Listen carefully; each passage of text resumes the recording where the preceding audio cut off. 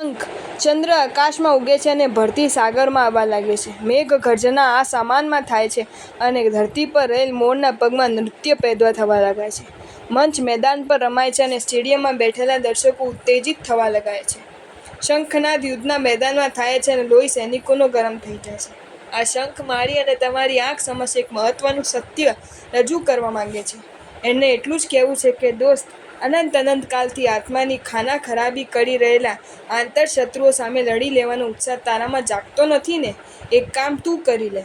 પ્રભુના વચનો દિલ દઈને સાંભળવા લાગ. મારા અવાજથી પોતાનું લોહી ગરમ કરી દેતા સૈનિકો કદાચ બાહ્ય દુશ્મનોને ખતમ કરી દેવામાં સફળતા મેળવે છે, પણ પ્રભુના વચનો સાંભળ્યા પછી અંતરમાં પ્રગટી જતો ઉત્સાહ તો આંતરશત્રુઓનો સફાયો કરી દેવામાં સફળતા મેળવે છે.